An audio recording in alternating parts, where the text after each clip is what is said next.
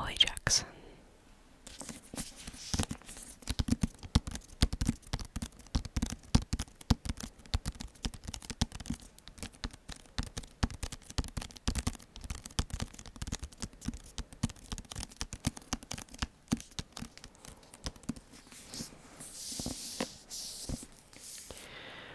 So, I read A Good Girl's Guide to Murder in 2020. Yep, 2020. And I also read the sequel in 2020. And then the final book in the trilogy I read last year. I believe 2022, not 20. It's always confusing when we switch over years, but 2022.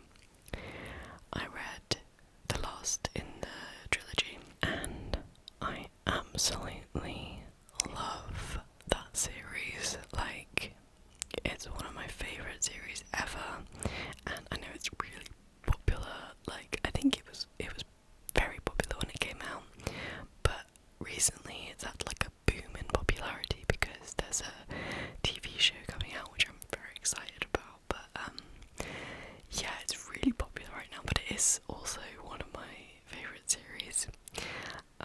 So I'm not like a lot of the things that I get into them a bit late, and so there's not like really a fandom for them. But it's so cool to like see new content of it. I mean, obviously there are a few things I'm into that are like very popular right now, but it's just quite cool to love a series that everybody else loves as well. Okay, so anyway, I just have to show you.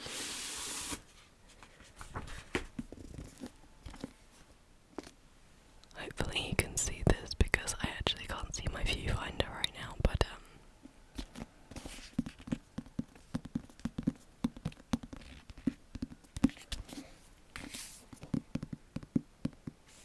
pretty cool.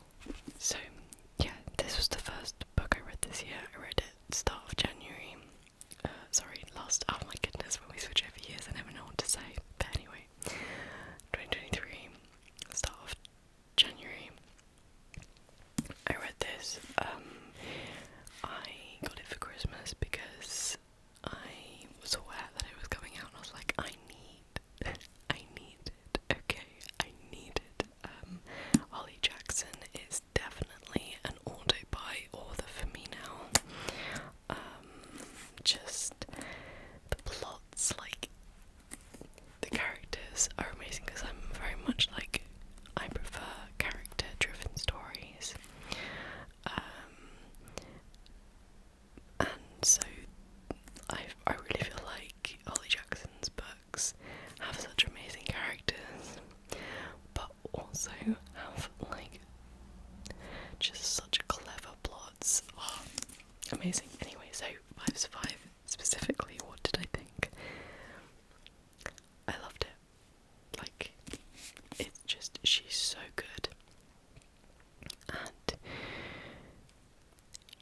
getting that tension. Like,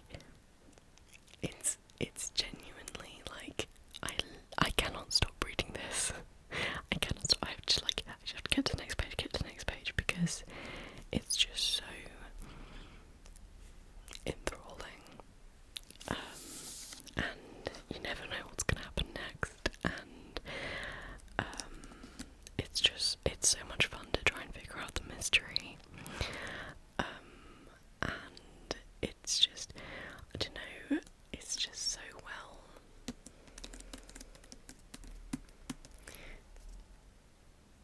She just puts you in this state of confusion and tension, and it doesn't go away.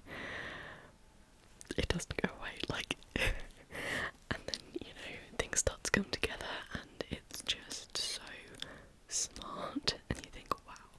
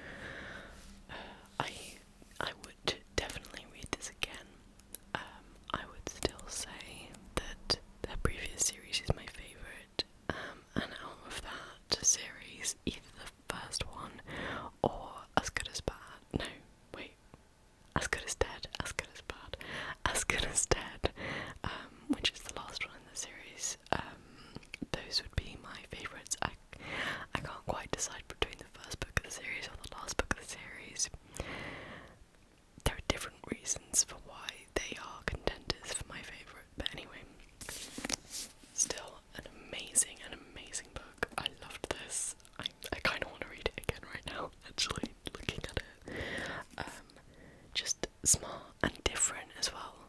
This one has an American setting, and the previous series was British, so it's kind of interesting and just very different, but also still as clever, so thumbs up. I cannot spend as long on everyone as I did on that one. Okay.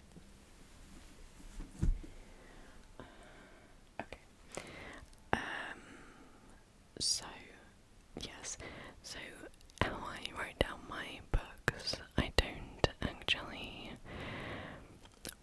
So, okay, right, so I know that last one was January because I put January, but the next one says March, and I know for a fact I will have done some reading in February. It's just that I didn't finish a book, so therefore I just go straight to March. But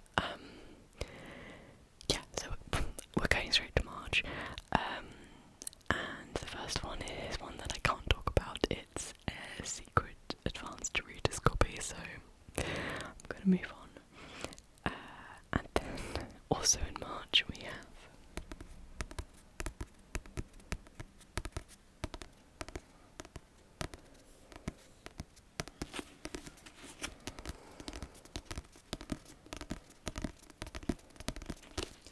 again, I really hope it's in focus and you can see it. This is All the Boys I Have Loved Before.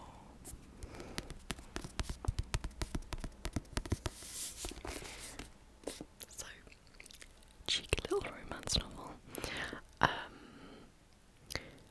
Yes, so I watched there's three films, there's 3 books, 3 films. We're going to get onto the other books in a bit.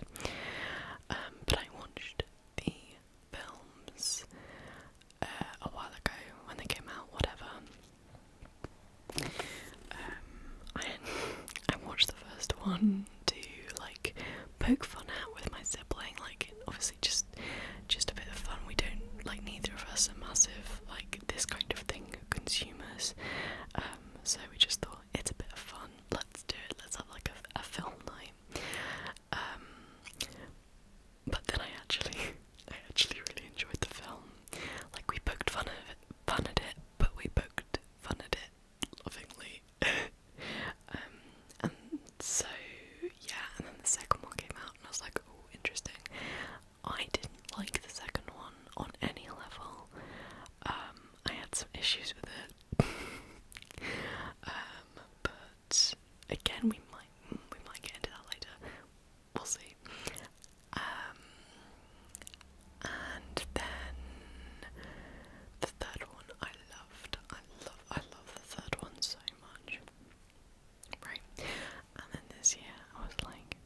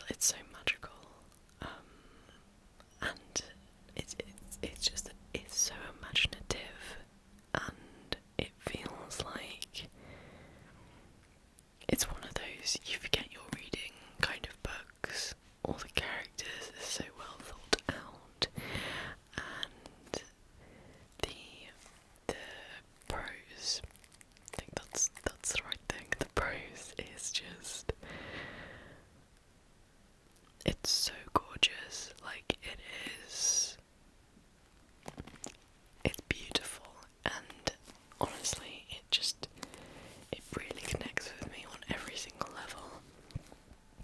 And I wanted to reread it. I wanted to reread it because I wanted to reread it because obviously I am in love with it and haven't stopped thinking about it since I read it in 2020, but I also wanted to reread it because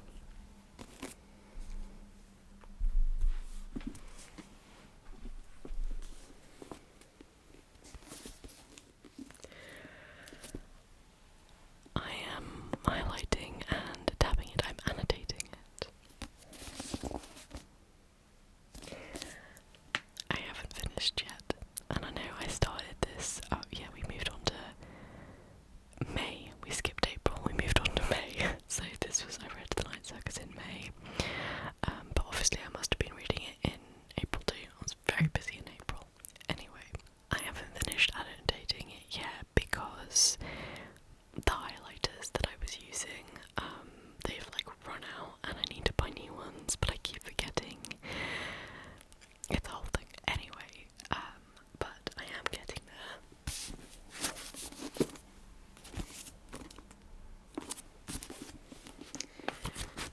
I've got lots of tabs, as you can see.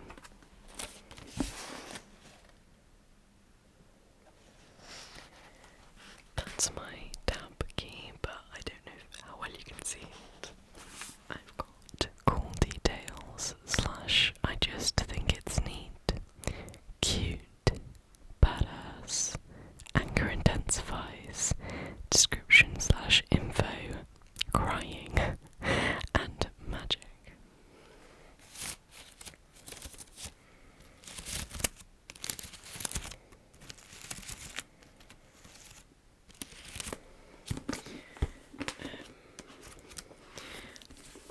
I got this from like eBay or somewhere because I wanted like a padded copy for aesthetics, and I just love it. I think it's so cool. When I was doing my reread, I basically just made a note on my phone with everything that I wanted to highlight and tab and stuff.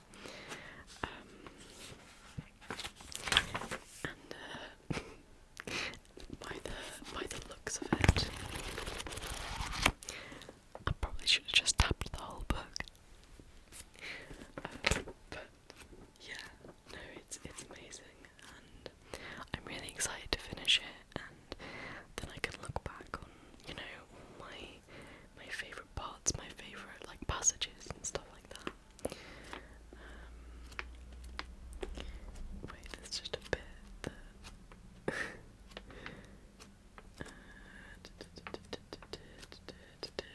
I found a pretty good example of what I was trying to find. Obviously don't look too close in case of spoilers, but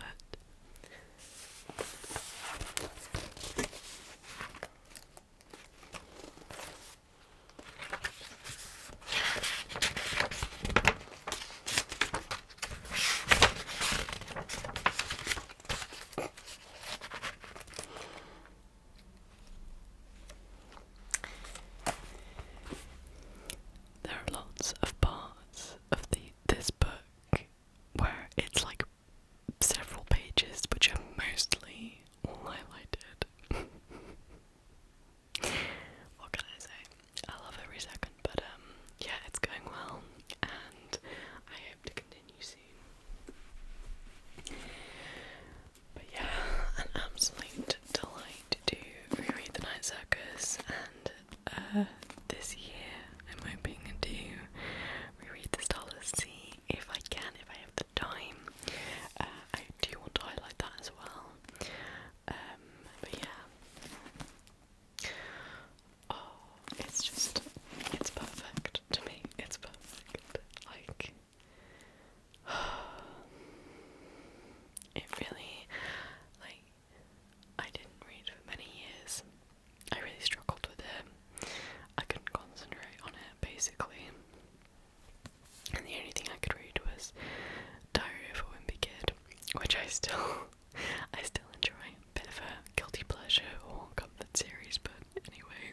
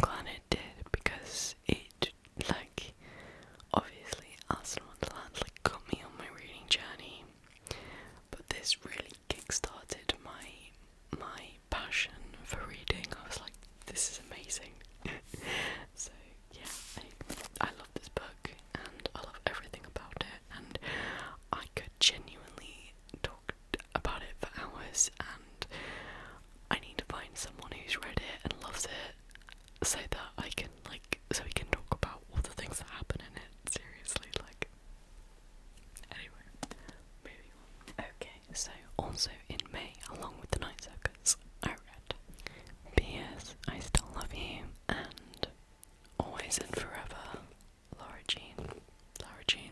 I never say it right. Anyway, so yeah, the sequels to All the Boys I've Loved Before. This is the second one, and yep, just like the film, my least favourite book in the series. I don't think, for me, obviously these are all just my own opinions, I should state that, but this wasn't as bad as the film for me. I think there were a few changes made in the film. From memory, I read this, in May, and I'm just trying to remember, but I think there were a few things in the film that they changed that made the film seem less realistic to me, because, again, just from my memory, because I watched the film ages ago, I seem to remember that the film to me felt like it was just doing drama for drama's sake rather than what I think the characters would do, and this had less of that, but I still didn't enjoy it that much, compared to the first one. I still had a good time. I think I need to properly put my thoughts together on this one, but yeah, I didn't enjoy it as much as the first book, but I enjoyed it more than the second film. I don't regret reading it, but it wasn't my fave. I think that makes sense. And then we have Always and Forever, Laura Jean, whatever. Guys, I'm kind of sad about this. It wasn't, in my opinion, as good as the film. I thought the final film was really emotive and mature, I mean, as mature as these things go, because they're not meant to be, I'm not saying that's a bad thing, it's just that they're not meant to be mature, and that's fine, but I honestly, the final film really felt huh, okay, we're moving this on, and there was so much to it, whereas this kind of just felt like a bunch of arguments.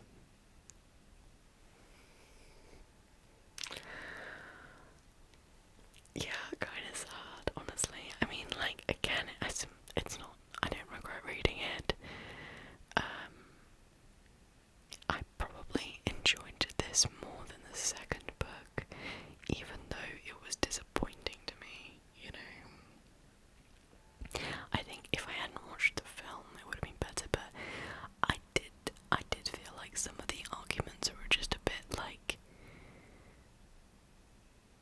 constructed, they're a bit forced. Again, all in my opinion. If you have a different opinion, I would love to hear it, by the way. But yeah, so not my favourite, but what can you do? Okay, now we move on to June. I reread Simon versus the Homo Sapiens Agenda.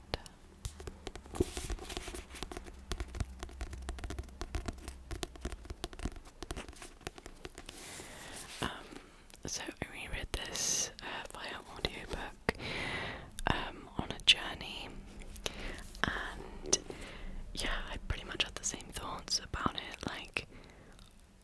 I really like it. I don't think it's necessarily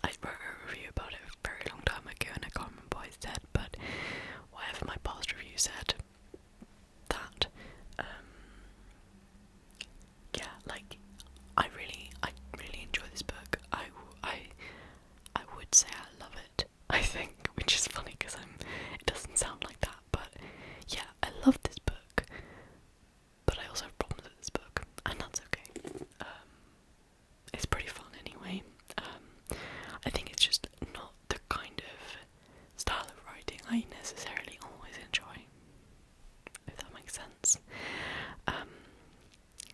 But I love the film. I watched the film first, and I loved the film. And I didn't have any problems with the film, but I have some, like, not problems, but like, I liked that less sort of moments in the book. Just, I think, pretty much totally based on writing style. I read the sequel to this, Leah on the Offbeat, in 2020, I think, and I didn't enjoy that one at all for quite a few reasons. But this one I still really enjoy. I love, I think. But yeah, it's whatever. Audiobook. Narration was a little bit funny at times. But still nice to re-enjoy the story. Right, then I read a book which I don't know where it is. I know it's somewhere because I'm trying to sell it. But yeah, I couldn't be bothered to go and find it right now. But it's One Last Stop by Casey McQuiston. They are the author of Red, White and Royal Blue, which I haven't read.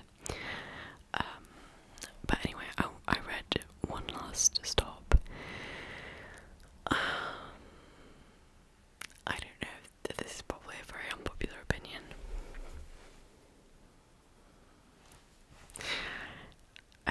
Yeah, it was my least favourite book of this year. I didn't finish it. I stopped at page 135. Jeez, I went that long. I didn't realise I'd got that far. Anyway, yeah, unfortunately this ended up in my DNF pile.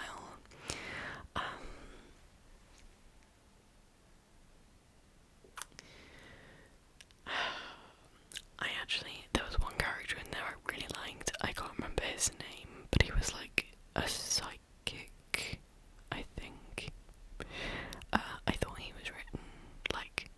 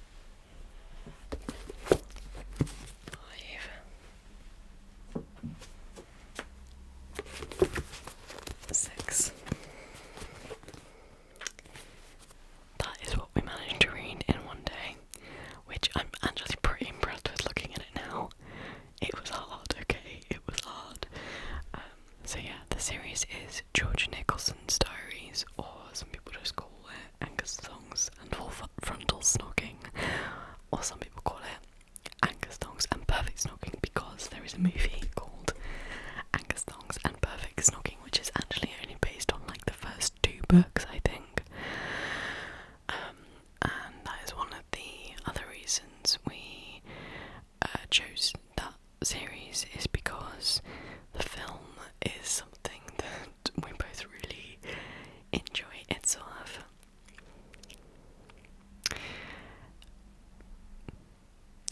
it's not like it's one of those like guilty pleasure movies, but it's also a time capsule to like that period, which was, I don't know, 2007 maybe. It's a real like, yeah, it's a real time capsule of that, and it's funny. Like, it's funny for many reasons. It's funny because it does try its hand at comedy, but it's also funny because some of the things you just go, what are we doing? Like, what are we doing here? And yeah, we both always have a laugh watching that film, and we thought, why not read the series? I gotta say, reading book after book after book of this series, it grates on you a little bit. Georgia has this very specific way of speaking, and it gets very tiresome quite quickly, but it was fun. Yeah, I don't know what else to say really. I read a different book in between the first half of that series and the next half, but I'm just going to bring out the next half now. So this is book 7, book 8,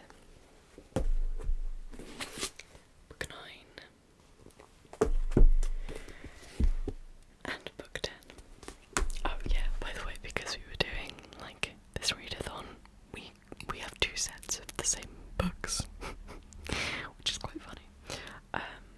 Right, so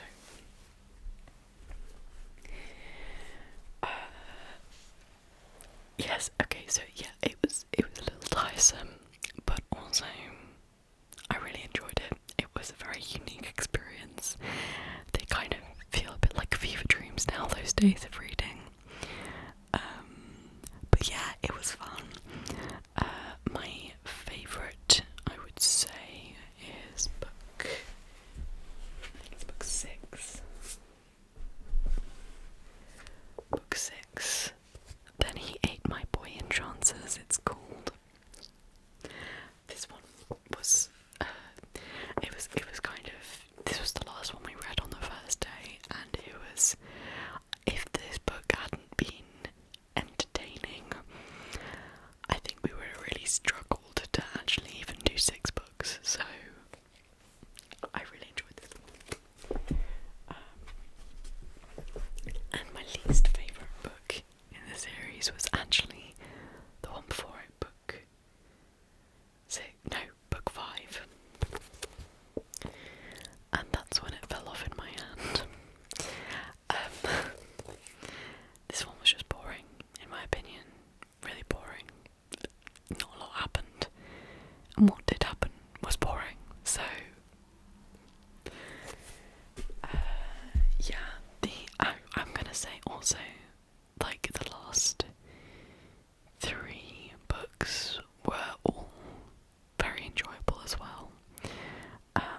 So yeah, I would say the first 2, maybe the first 3, I can't quite remember the difference between book 2 and book 3.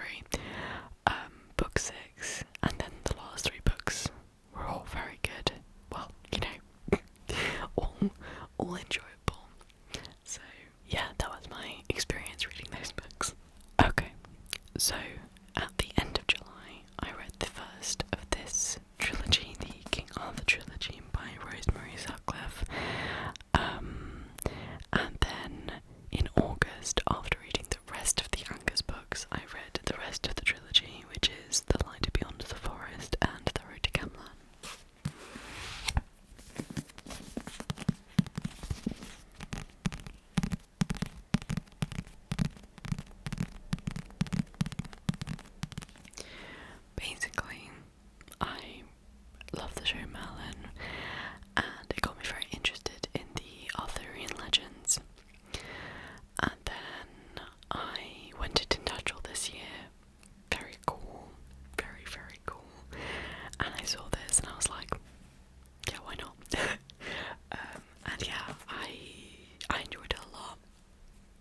was very interesting. I think there were a lot of parts that I was like, oh, that's so cool, and like I can see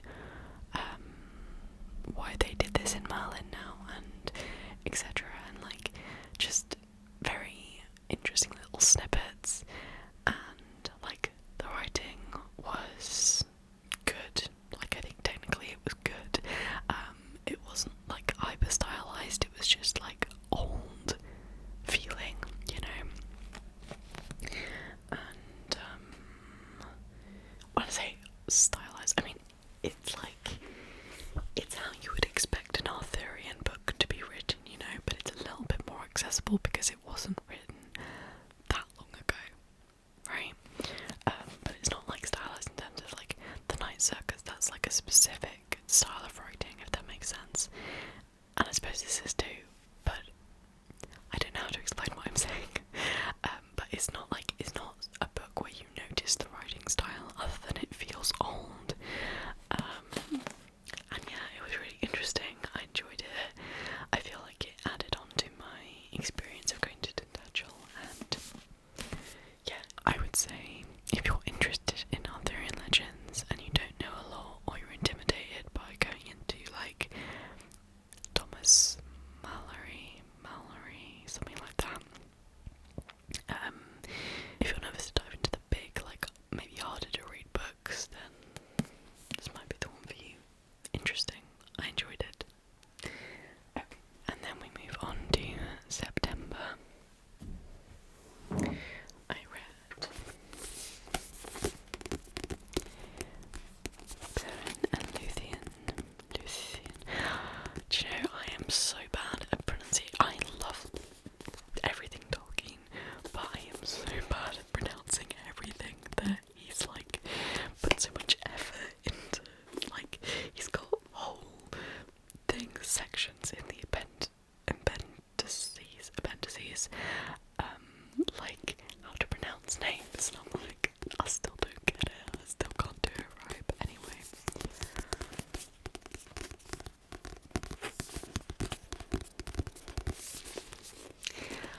You know, I love some Tolkien. So this is, you get this story in the Silmarillion. Do you also, no you don't, I don't think you get much of it in Unfinished Tales. It goes into the Children of Hurin, and anyway, it's in the Silmarillion, but this is like an extended version, and then like other possible versions, and it's all compiled very nicely, and it was, I mean, I love this story. I love the story of these two.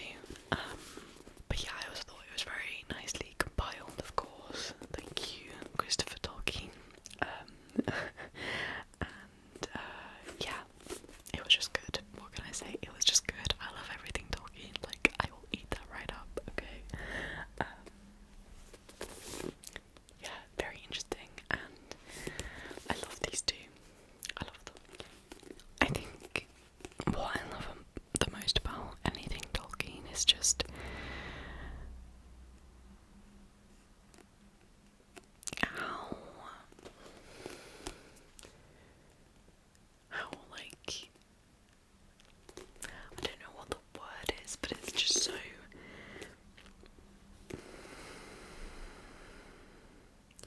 real.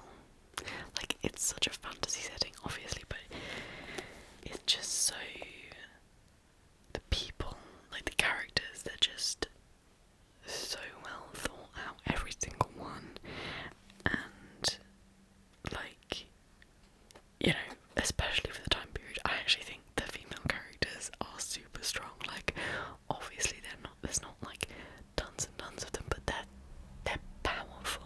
Do you know what I mean? Like, they're really powerful, they're really interesting, they have their own unique things. I just feel like, I don't know how to explain it, but I just think they're really strong. I actually thought when I read Lord of the Rings that Eowyn was actually even stronger in the books than she is in the films.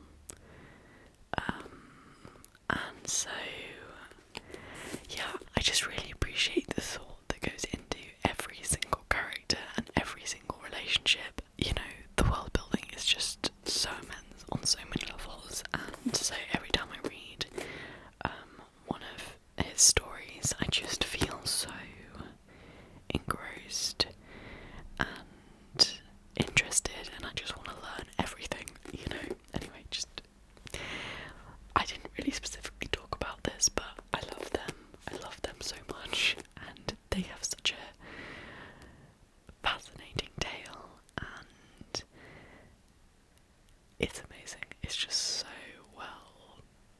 Oh, I love them. Anyway, guys, okay. The next thing I read in September, The Perks of Being a Wallflower.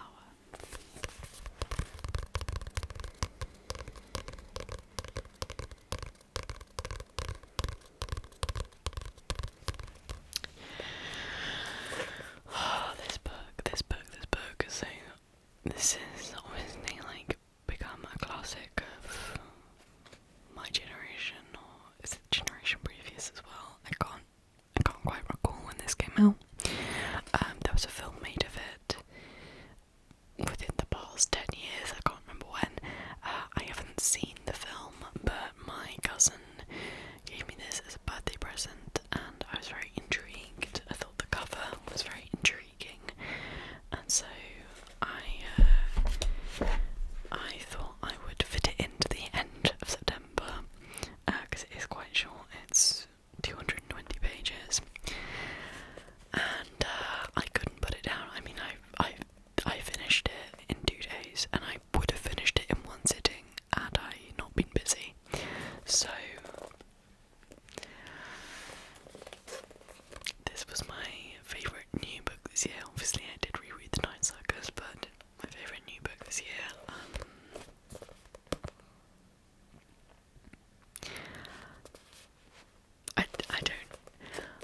I don't know how to fully put into words how much this book touched me.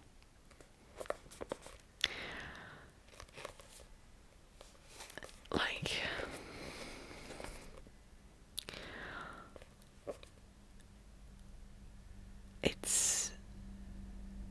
I've rarely connected so much with a story. I've rarely felt so much so fast for characters, for a story, for whatever.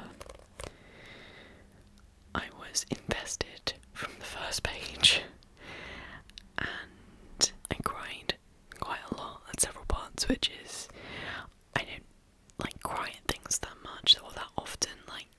It takes a lot to make me cry. Unfortunately, I wish I could cry more. But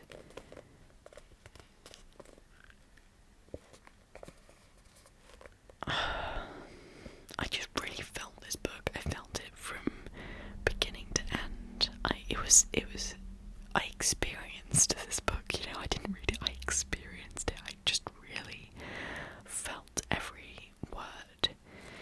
I think it was really so cleverly written, so beautiful, amazing, just amazing little quotes that you could take.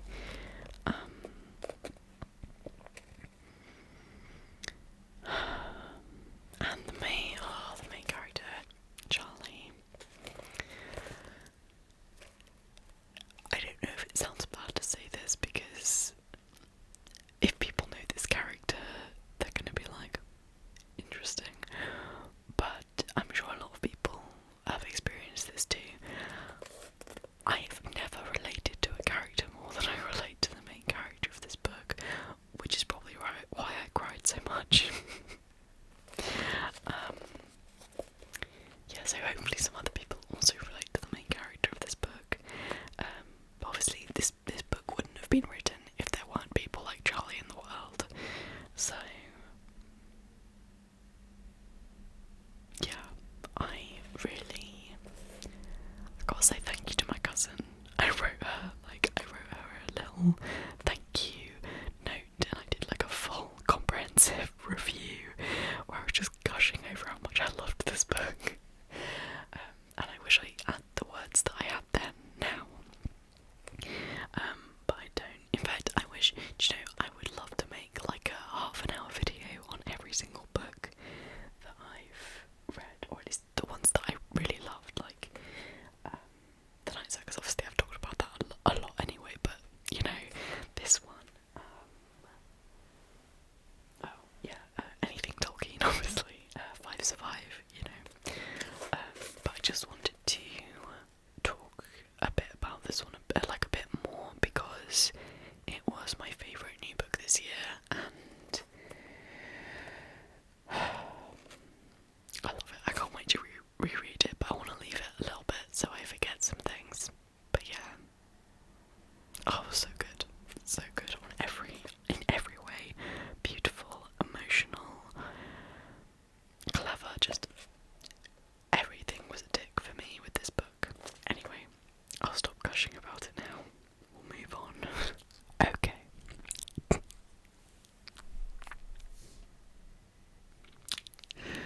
Oh dear. Okay, so in October,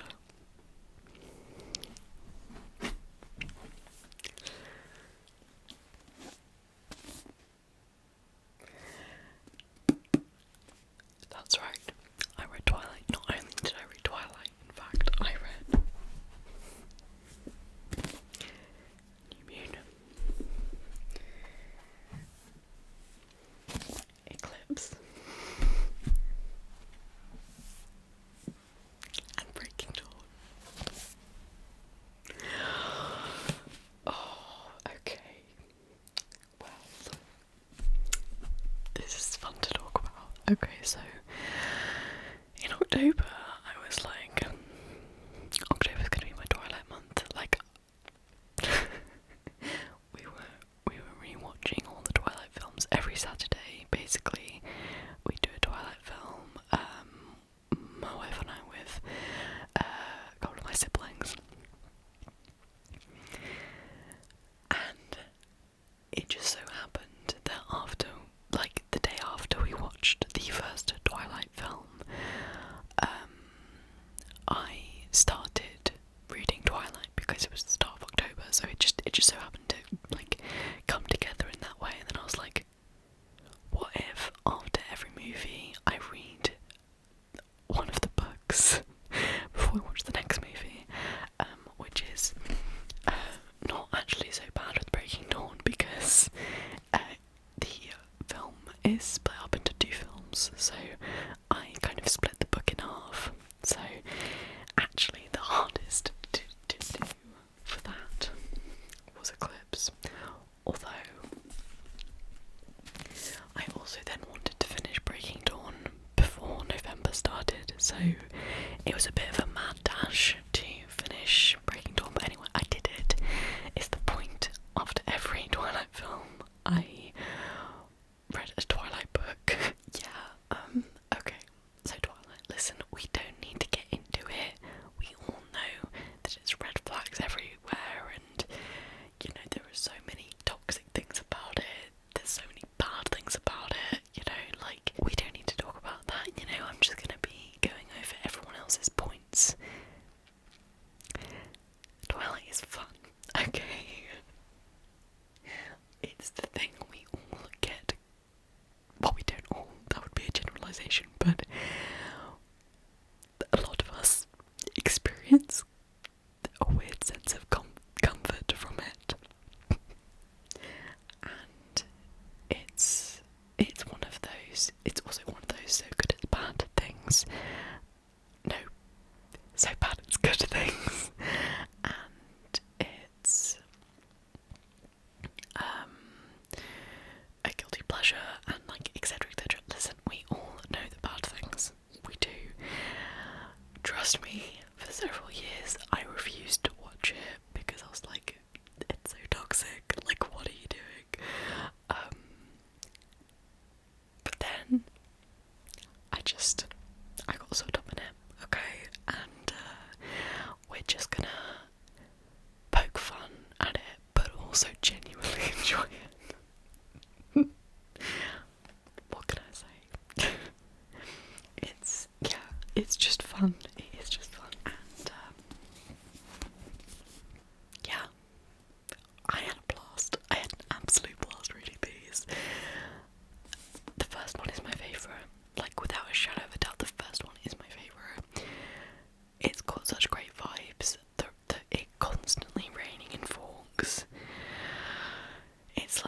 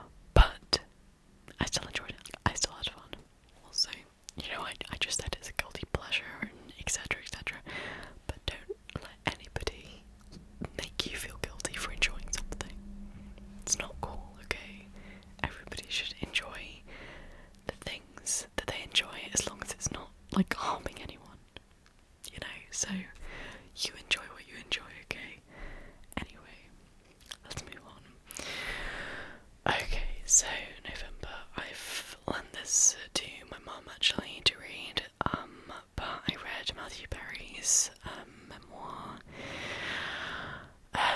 Obviously he passed away, and yeah, it really, I don't know, I think it's one of the first celebrity deaths to really hit me.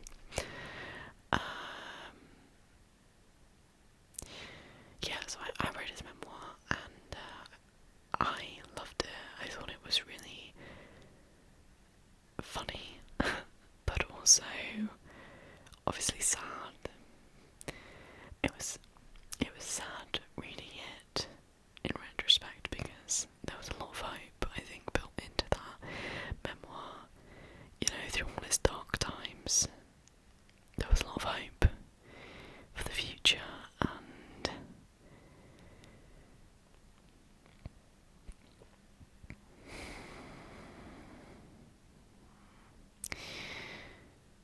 yeah, it was sad. It was funny, and it was sad, and it was hopeful, and it was sad again.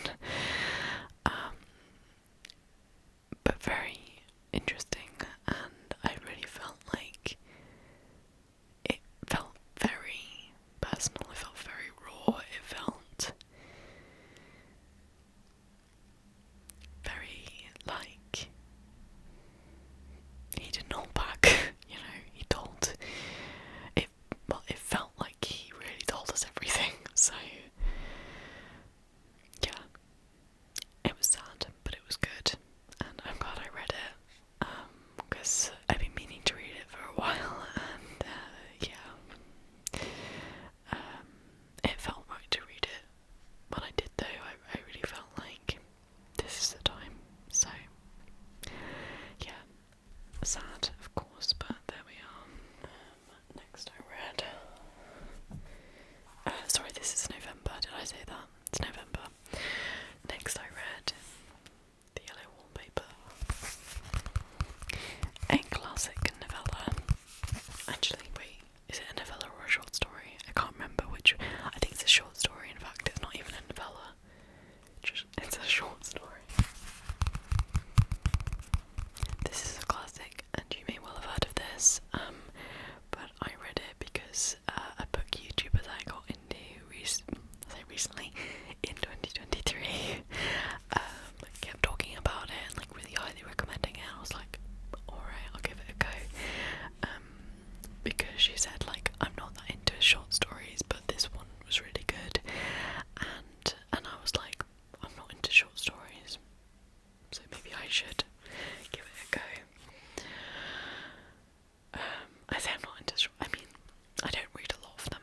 Anyway, that's besides the point. Yeah, this was amazing. I read this on a train.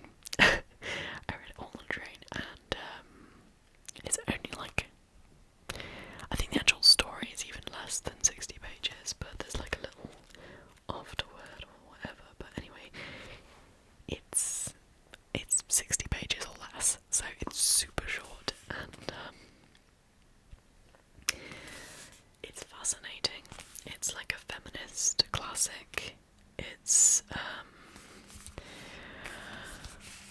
do you know what? I don't even want to say anything about it. I just want you to read it. Go into it blind, like go read this. Tell me what you think, because it's super short and it's worth it. Okay, so yeah, I really love this. Also in November was a very big reading month for me. October and November both, actually. Anyway, next in November I read Lore Olympus, Volume 1.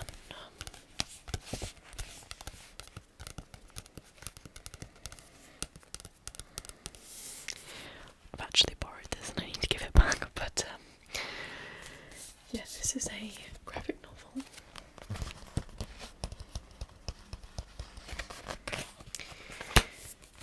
It's really beautiful.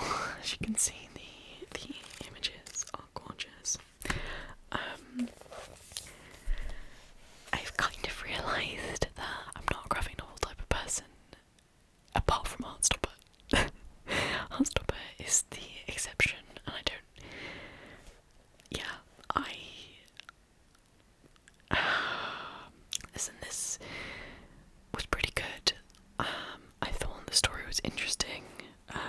It's got a very cool, unique vibe, and the images are gorgeous. The colouring is gorgeous. I'm just not a graphic novel type of person. I think the way the stories are told isn't for me, apart from Heartstopper. I need to think about why. I don't know why, and I wish I did.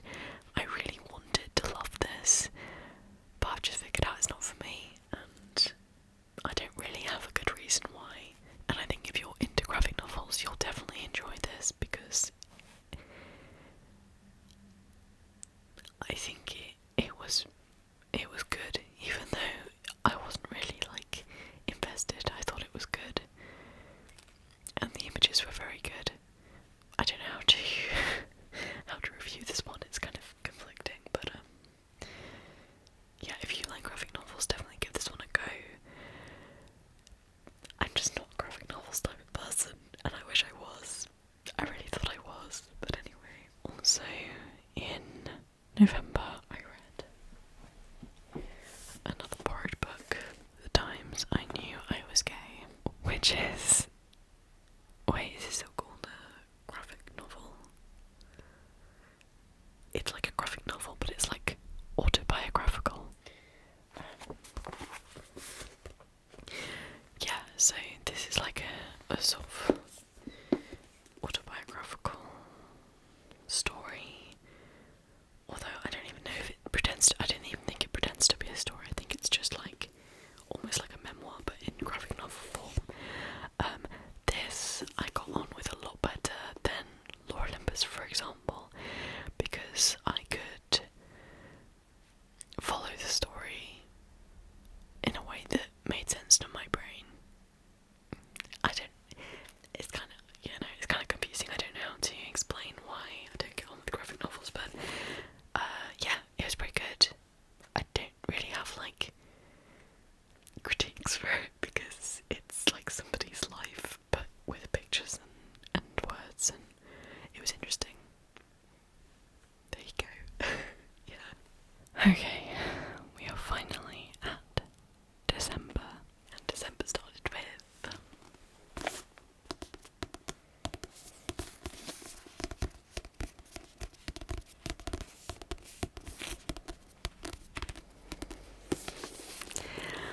Heartstopper Volume 5.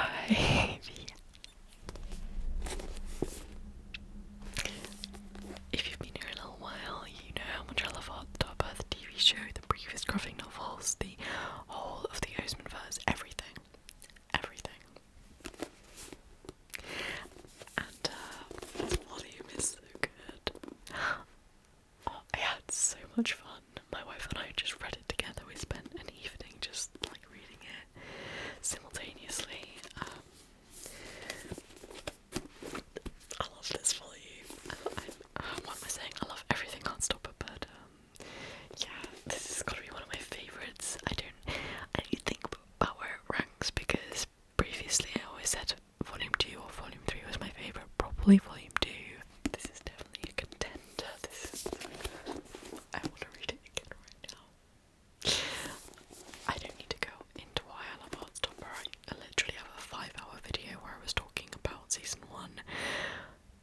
You know, I haven't really talked about Season 2 on here yet. Maybe I need to like make a video, but anyway. I know Season 2 was a while ago, but I definitely still talk about it. This volume, oh my goodness, I pre-ordered it so long ago, and it finally arriving was just the best feeling, and it was so much fun, and I love everything about it. Okay, just if anybody knows like more graphic novels like this, let me know. Like, not in terms of actual story, because I don't think if I was comparing something to Heartstopper, I'm always going to be disappointed, because I love Heartstopper so much. But similar in terms of story structure, if that makes sense. If it's a graphic novel that a similar structure to Heartstopper, then I'd really like to know about it. So please do let me know. But anyway, of course, I love it. And this now is technically the last book I read in 2023, but there is like one more. But anyway, I read The Left Hand of Darkness. I did a body read with my mum.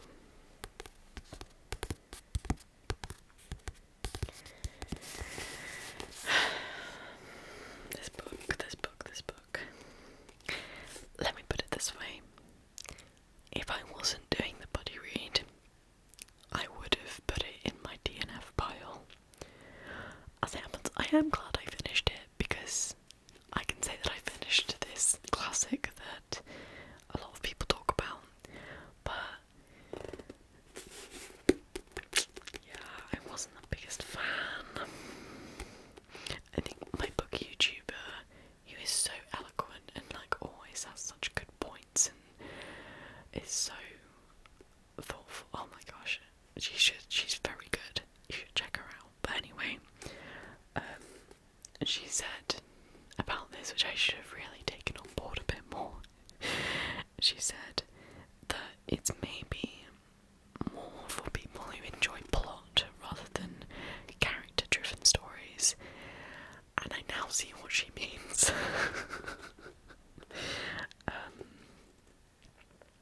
So yeah, I definitely should have paid more attention to that before I decided to buddy read this, but whatever. It was a good December read actually, because it's set on a planet called Winter and it's constantly freezing, and snowy, so it's a pretty good one for December. But yeah, it was a bit of a slog to get through it. It kind of throws you into the deep end, and then I feel like I left the book with more questions than I had answers. I didn't like the main character at all. I liked one of the other main characters, but wasn't super invested.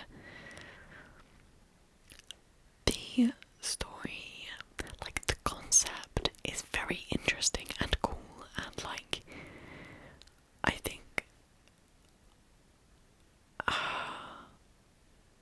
think this could have been very interesting to me, but I personally wasn't a fan of the execution.